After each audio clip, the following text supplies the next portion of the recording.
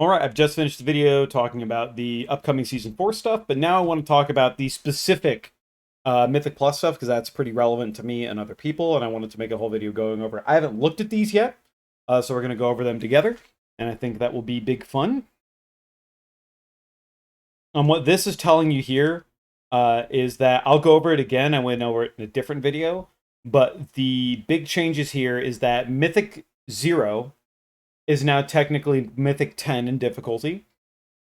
It will have no timer, no affixes. Instead of 0 to 20, we're going 0 to 10 in terms of our difficulty scaling. 10 is the new previous 20. Heroic difficulty for dungeons will now be at the previous Mythic 0 scaling and item level rewards. So heroic dungeons will be more challenging and give more relevant rewards for you going into the season, which I think is great for the player base as a whole. I think this dungeon restructuring where you're basically condensing everything from 0 to 10, each step is a more noticeable step up in difficulty, as well as I think it's more interesting to have heroic actually be a valuable resource. So now you can do normal for leveling, heroic for your starter gear, mythic zeros on your weekly reset for that decent eye level gear, and then you can do all the way up to your mythic 10s for your vaults and your starting loot. I think Mythic 9 also drops the highest high level, so it might be worth farming 9s at the start. But that's all this is saying here. The other change is the affixes start at 2, 5, and 10. So now 2 and 5 are going to be Fort and Terran and then a single affix. I think this is why people are going to be farming Mythic 9s instead of 10s, because it still gives you the best vault slot you can get. But it also means that you're not dealing with the second affix set at level 10, which I think is really good. It's kind of weird not having both affixes in. I know people don't really like affixes. I personally don't really think they add a lot of fun, because what it just turns into is some weeks are better than others. So you play some weeks and you don't play others, especially at the higher end. For the low end, for the people that are just going to be doing like plus 10s and stuff, I don't think it's going to be that big of a deal. It's going to be the same shit for them. But on the higher end, I really wish they would look at how affixes interact with stuff and how they can start capping that. But realistically, that is a 1% or a 0.01% problem on an infinitely scaling game mode, and we just need to, while some things might be a little egregious, it's a little egregious for everybody, not just a singular person. So we just got to get through it, got to do it, and we'll get the title next season as well. I'm looking forward to it.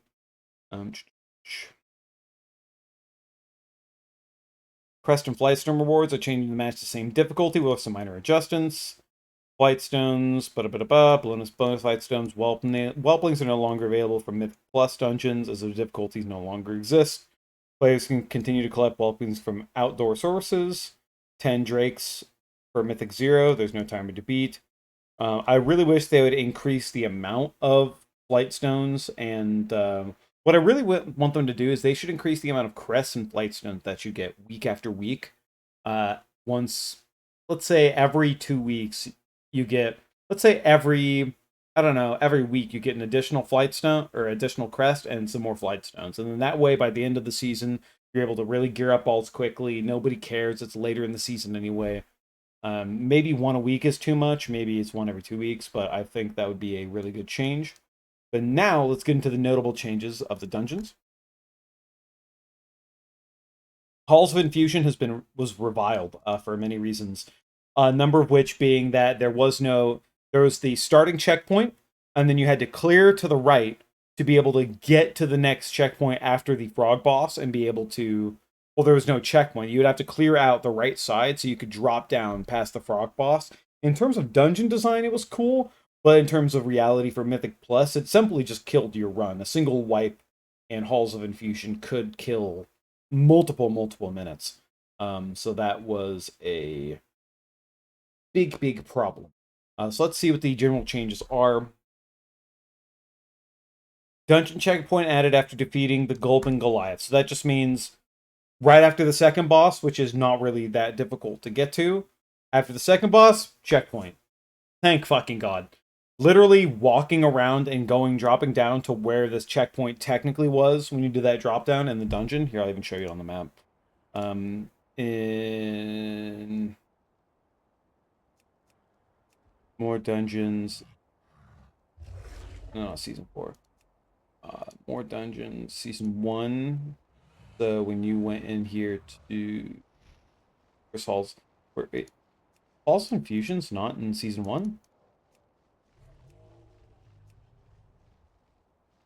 There it is.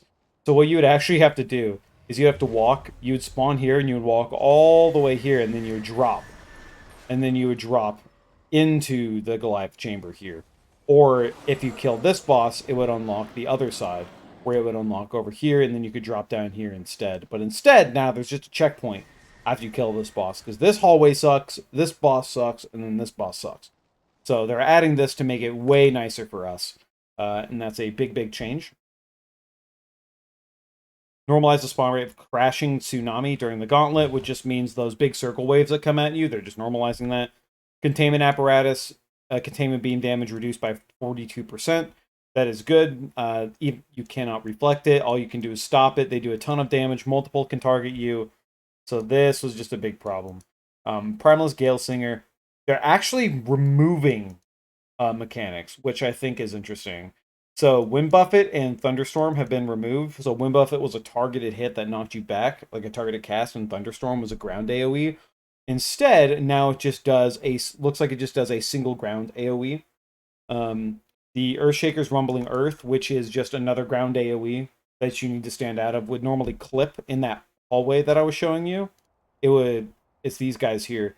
It would clip into the ground because this is a sloped terrain.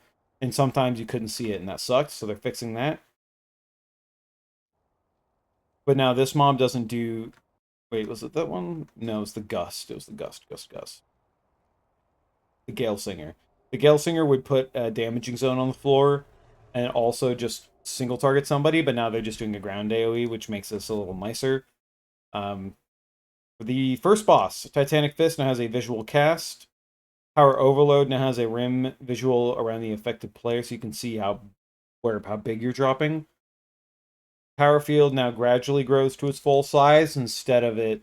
We'll see how long this takes, but originally on this boss, what would happen is it would pop up, and you would dispel it over here, and then you would have like 15 to 20 yards of doing a crazy amount of damage to you. So hopefully with this change, now you drop it and it spreads, so you can still drop it away from the group, but you can actually get out of it quicker and not take all that extra damage and die from it, because you'd have to like leap or do other things. Some classes just didn't have a way to get out of it effectively, and it made it way worse for them.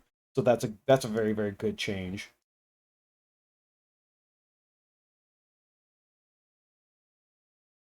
The John the Unyielding is this one, yeah. Added a riv visual on the ice boulders that would trigger avalanche. Avalanche. What's avalanche?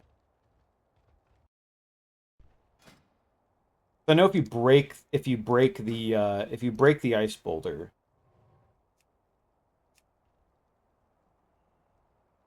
Also fusion, third boss ability. Ice boulder. Okay, so when the boulder is destroyed, it explodes onto an avalanche of ice, inflicting damage to all players within 12 yards. So I'm assuming what this is doing is on the edge of the...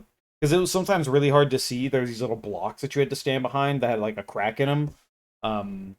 So for the rest of the player base, what they've done is now the one that will break and explode, they've added a visual to it so you can know which ones are safer. So I guess that's nice. Primal Tsunami. Castaway now occurs at 50% health, was 100 energy. Primal Tsunami. Which one was those?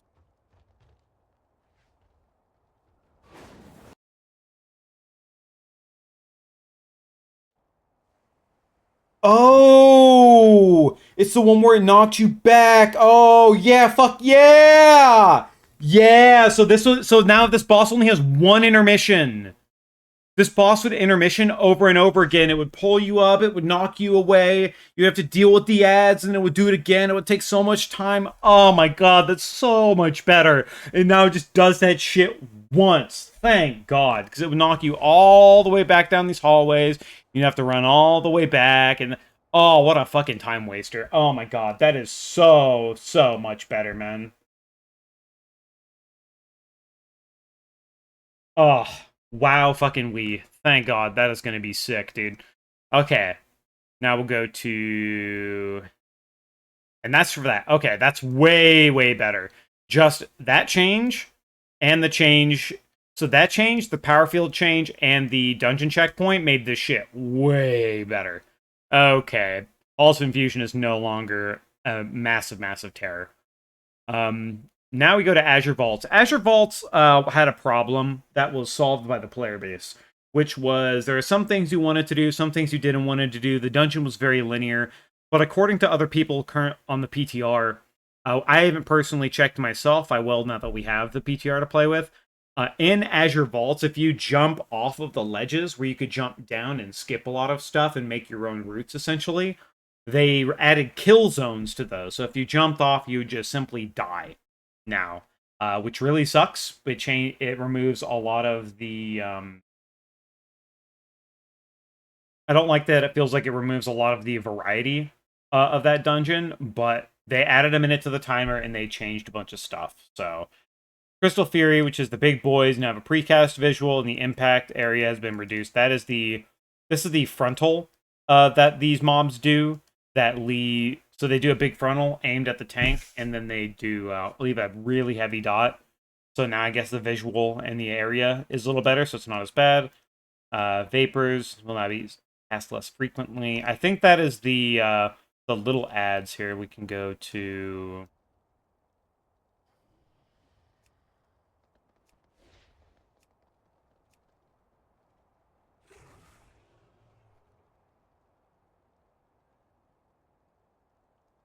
Is it the little ads in here? Yeah, so these Conjured Lashers would do a cast that would deal damage to everybody within and leave a dot on you if you're within visual. So you had to do a lot of CC rotations on them. So less frequently, that's good. Erratic growth cast time's been increased. That's good. A heavy tome will be cast less frequently. That is a tank buster, I believe. Or is heavy tome the one that does a bunch of shit all over the floor? Because they're on the here. Where are they? It's these big boys. Okay, so it's just a tank buster, so he'll do the tank buster less. So one of the main things that you skipped in this dungeon was these breakers.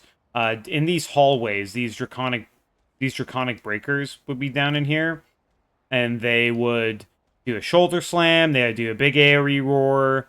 They would target us there, and they would just kind of go all over the place. They're really annoying to deal with, and now they changed how they work. So the shoulder slam knockbacks have been removed. Now inflicts physical damage and increases damage taken and will be cast less frequently. So now it is just a... Well, so they just removed the knockback part of it. But it's a cast time where they face a direction and then charge. So that's just something that needs to be watched out for. It'll be way more deadly, especially with the damage taken increase for tanks. Let's see, the boss. Erupting Fissures on Laymore. Go to... Vault.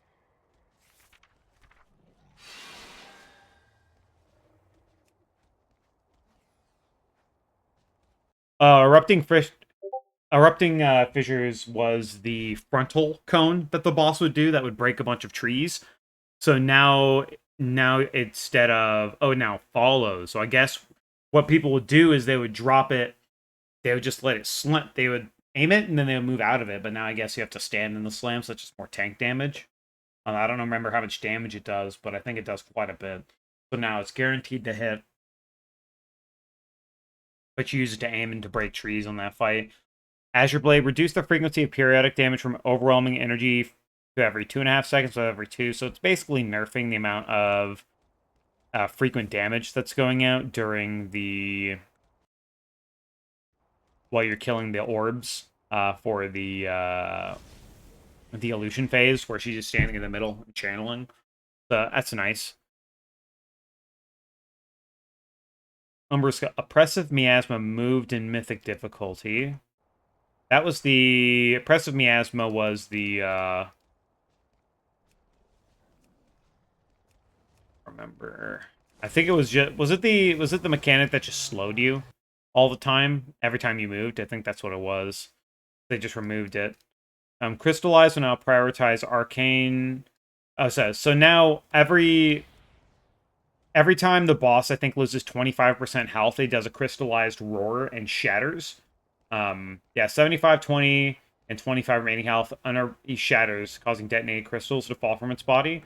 So when that happens, the big crystal that has a shield on it now pulses raid damage. Crackling Vortex. Was Crackling Vortex.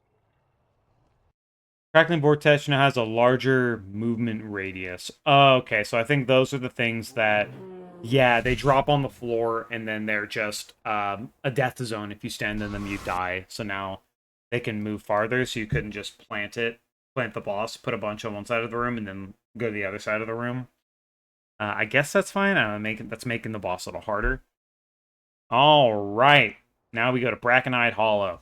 One of the things they really needed to do is fix the left side of the dungeon.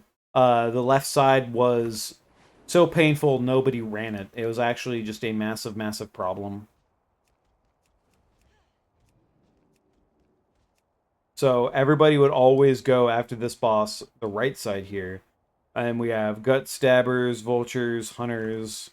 And it looks like they have nerfed a decent amount of them.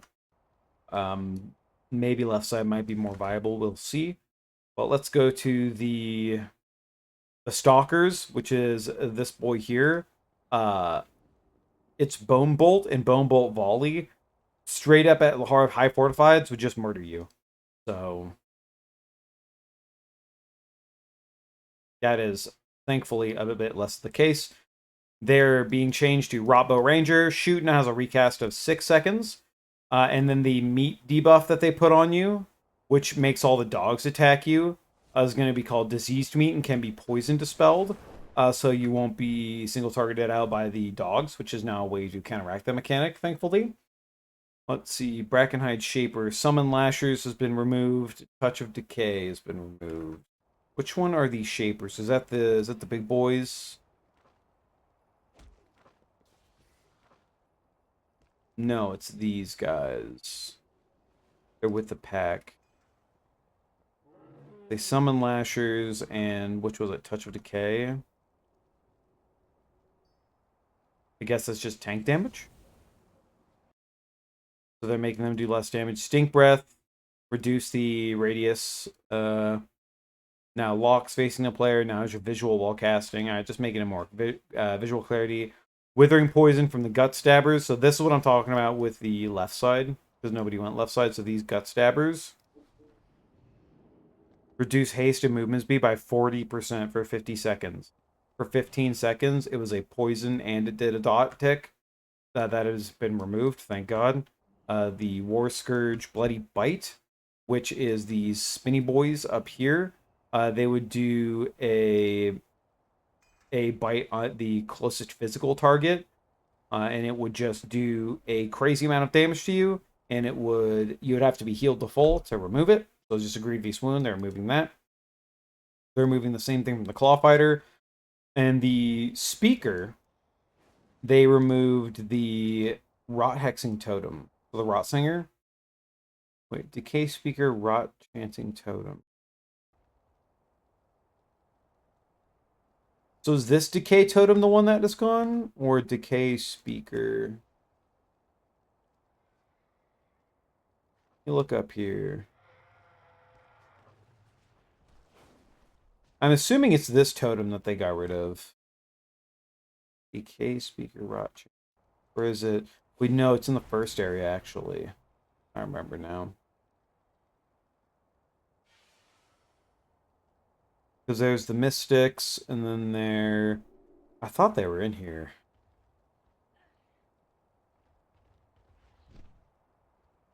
Yeah, there they are. So the frontal... So these So that makes these mobs more unique. Now these mobs are the ones that do the totem, but these guys don't do the totem anymore, so that's nice. And we'll go to the boss changes. Whenever when someone's low health, they get 10% bonus. Now it's only 5%. They doubled the amount of time it takes to take damage from the assassin from sitting on you and eating you alive. They also reduced his Gnashing Frenzy damage. That's one where he teleports around and hits everybody. And the duration has been reduced to 15 seconds. So if for some reason you're not able to heal everybody to full, it will actually go away after a time instead of be there until the next cast. Those are some decent nerfs for that dungeon. Now let's go to Algeth'ar Academy. It's been a while since we've been to this dungeon. So I wonder... But it was also a lot of favor. People love doing big AoE in this room here. But let's see what they changed. Spellbound Scepter Arcane Rain, which is the scepter here. Channels a downpour of missiles. So it's basically a bunch of AoE shit on the floor. The Mystic Burst that needs to be kicked, that'll do big AoE. That's still there, but they have removed just the random AoE. Spectral Invoker's arcane missiles damage reduced by 50%. Spectral Invoker. Are they the guys up here? Yeah, so they're arcane missiles that'll... So they're just reducing some damage coming out from there. From the boss Croth. Firestorms frequency has been reduced, so that's when you set the goals alight and then it rains fire all the time. Now that's not going to be raining fire all the time. They have nerfed the Savage Peck initial and periodic damage, which that thing destroyed tanks, so that's good. I still don't know whether or not this boss will just kill you after a while because of the sonic vulnerability. This sonic vulnerability, if you cannot kill the boss after getting enough stacks, it will just eventually one-shot you, so I guess that's just a hard damage check there. But not having to dodge firestorms all the time will help with that. And then they added a new mechanic to the last boss. The last boss, basically all it did was it would target you and give you a stack of overwhelming power. And then once your stacks reached 3, you would drop a puddle that would shoot stuff out. But now they've changed it. They've given it a mechanic. I'm not sure what that mechanic is. But they have given it a mechanic, so now this is way more difficult. Moving to Neltharus. Okay, each Burning Chain can only be used once. Burning Chain now stuns all enemies in it and increases their damage taken by 50% for 5 seconds. I wonder if they need to give this dungeon a little more time. Because what you would do previously is you would set up these massive poles and just use the chains and kill everything with those chains. And then you'd move on to the next thing, and then you could do that. Basically, you could do like most of the chains, like 3 people, and then you could do like 2 people and then cooldowns. And you could kill a bunch of packs that way. But now it just stuns them and increases all their damage taken by 50% for 5 seconds. So I wonder how that's going to... I wonder how much rerouting you're going to need to do in the dungeon. But the interesting thing is each Burning Chain can only be used once. If they don't put a debuff on your character, that means there's actually a lot more chains than people generally use. Because normally everyone just grouped everything around one chain. And then everyone picked it up, blew up the pack, right? But now if you can use all of the chains... I think the routing is going to be a little more interesting, and it's going to be smaller packs that you're just going to chain pull into, and then chain, kill them, chain, get them, right? I think that'll be more interesting for the dungeon. And let's see, we'll go to the... So let's talk about... That's the overall dungeon changes. For the boss changes, Chargath, which is the... Is that the blacksmith guy? No, that's the spear guy. Fiery focus, pulsing damage near. Okay, so while he was doing his channeled swinging at the tank, he had this big AoE on him that would just kill you, which kind of sucked to deal with, especially as 5-yard range. So they removed that AoE. and now just channels damage onto the tank. So now the tank's going to be taking a lot more damage. Grounded chain now persists on a killed player. What would happen is if you died in this encounter when the chain was cast on you and you started that fiery focus cast, you didn't have enough chains to break. So now that the grounding chains stay there, you can actually still break all of the chains to deal with it. And I'm assuming grounding chain now does a small knockback to the player when applied. Now this means that the chain's going to hit you. It'll knock you out of the lava pool underneath it. So you're not going to instantly take the tick damage too from it. So they're just rebalancing that a little bit, which is nice. And on the last boss, the Curse of the Dragon Horde, which means you could pick up... what people were doing is you could pick up multiple of these during the fight, but you would only get one stack of the curse. So they're changing it, so now you can get more stacks of it. The Curse of the Dragon Horde duration is reduced to 30 seconds from 5 minutes, so now it doesn't even need to be dispelled, because it would just kill you over time.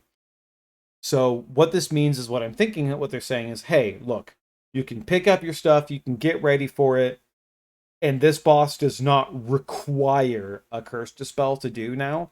One of the problems that the boss had is if you did go in there without a curse dispel, it meant everybody on your party just had this Curse of the Dragon Horde debuff on them, and they were just taking damage the whole time on top of all the other damage going out, and it was just a problem. So now this will actually time out between casts. As Stone of Azure, I think that's the charge. I think that's the charging one. Yeah, it doesn't show here, but there was one thing that you could pick up, which was a charge into the boss and as an item, and that killed so many people, man. That killed so many people. So they're like, you know what? We're just gonna get rid of that. So now it's ranged, and AoE around you. So sick. All right, it doesn't matter what you pick up. You have some range now. You can dodge stuff. You don't need to be on the boss or charge to it. Good changes. Good changes. Let's go over to Nokhud. Nokhud Offensive is a very divisive dungeon. It is very, very big.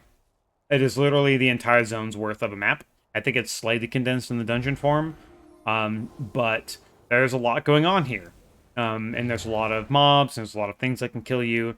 Most of the time, people would get all of their trash count here and then just skip right to the last boss, do this pack, and then boss. I think they've nerfed some of these mobs, so maybe they don't do that anymore. So let's take a look. Longbow multi-shot has been removed. Rain of Arrows cast less frequency. That is these mobs here. Multi-shot would essentially is just another frontal that you have to deal with. There's already enough frontals and charges and all that kind of crap going on. Removing a frontal is very, very nice. Rain of Arrows will now be cast less frequently. And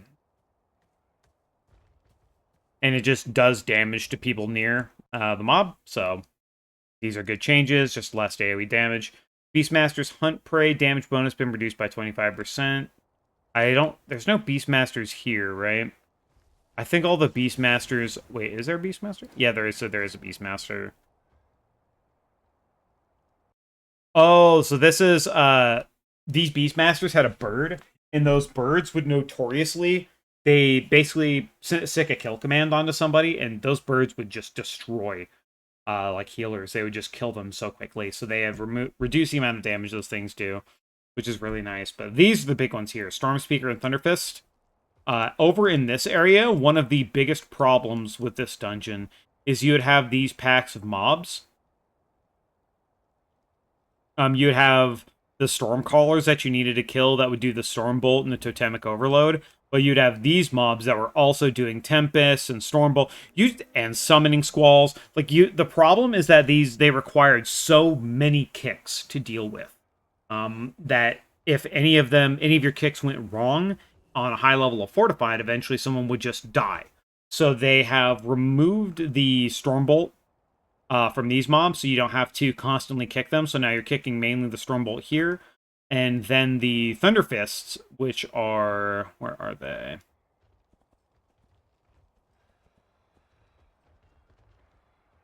Are they around here, or are they around the last area? Alright. But the big change is basically removing a kick necessary for that, so you can use all of your kicks for this mob, and then you can kick the Tempest, which is the actual problem. So they're removing the amount of kicks you need, which is really, really good. Where are the Thunderfists? I'm looking for Nokhud Thunderfist. Are they up in this area? They are. Okay, so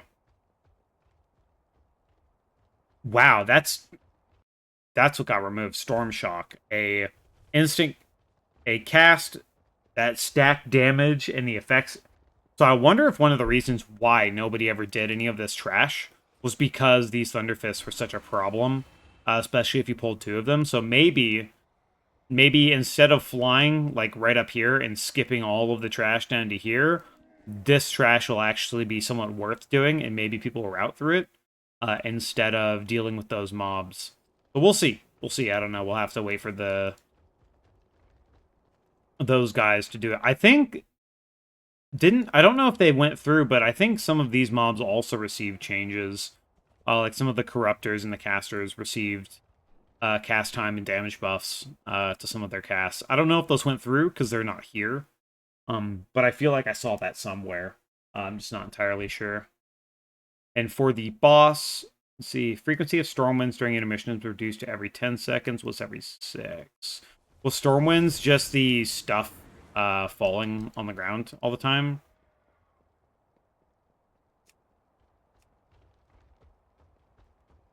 Let's try Algeth'ar Academy.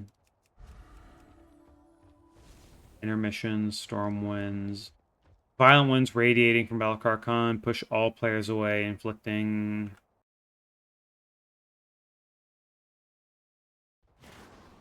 Maybe... I don't know what this means, because the numbers don't line up, because he just does pulsing damage. Maybe it just means he does less pulsing damage. I'm not sure.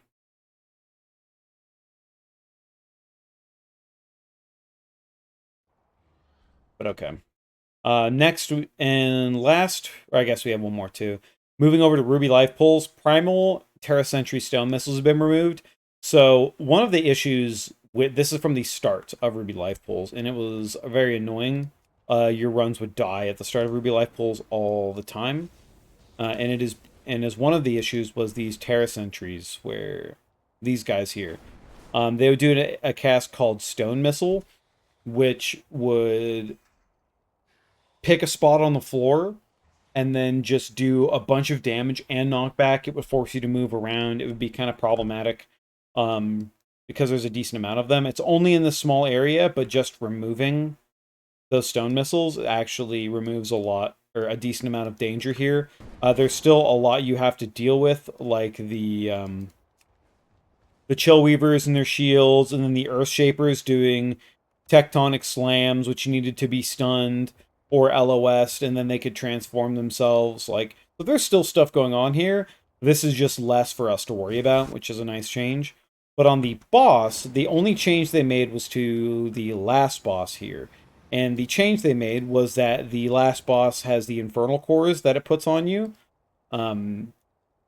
which basically it put on you, and it did a ton of damage, and when the infernal core fell off, it would leave a pool of fire that would be blown around by the winds. So they have increased the duration of the infernal core, but they have reduced the overall damage by 25%, meaning you're going to take the same damage. Actually, you take the same or a little less. I'm not up on the math on that. But basically, you will take less big damage from this because you're also being pushed at the same time, which means you have a higher likelihood of surviving this mechanic. And it was a very dangerous and deadly one, to the point where you would always lust to kill the dragon as fast as you could. Because on top of all this going on, while riding the dragon, the guy is still casting Interrupting Cloud Burst, which does a bunch of damage, interrupts cast.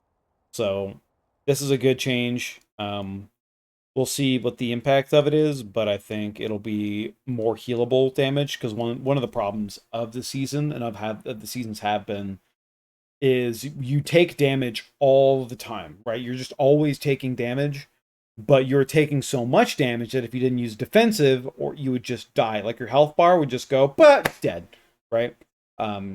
So with changes like this instead, where they're making the mechanics last a little longer but do a little less damage, means that instead of your health going bop dead, it's going to go bop bop bop dead, right? So you just have more time to react and play around these mechanics, which is going to be very good. And then last but not least, the Lost Dwarves in Ultimate Legacy of Tyr received a nerf. The Fiery Surge's damage. Is that just the... I think that is the... it's the floor debuff shot from the longboat raid.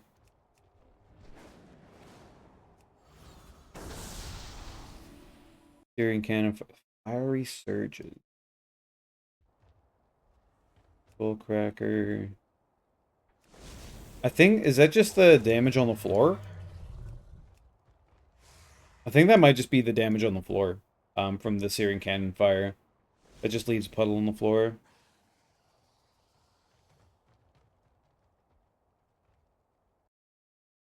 At least I'm assuming so, because that's not listed here specifically in the Dungeon Journal. But yep, that is all of the major changes. They've actually done, I think they've done a good job. Some of these dungeons are still going to be rough. Halls of Infusion and Nokhud Offensive are going to be a doozy still with the amount of damage you're taking and the difficulty of those dungeons. The changes to Azure Vault aren't really in my... I'm not really a fan of it. I like being able to drop down and make your own routes, stuff like that. But we'll see how these changes work out. But I'm looking forward to it. This video lasted way, way longer than I expected. But we're looking at stuff, and I like to yap. So we were yapping. It's yap time. There's probably also some unnecessary shit in there as I'm looking at dungeon journals and that kind of thing. But thank you very much for watching. I hope you have a good one. Peace.